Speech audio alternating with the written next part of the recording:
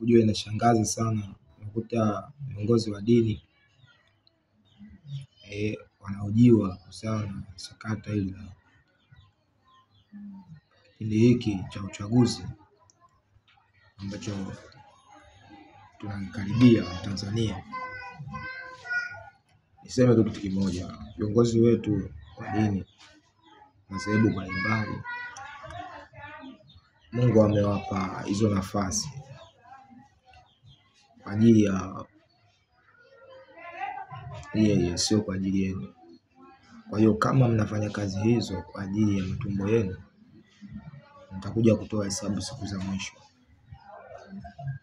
Kama kiongozi wa dini anasimama hakemei mambo ya giza yanayofanywa na watu wake, dhahiri kwamba huyo mtu anashirikiana naye.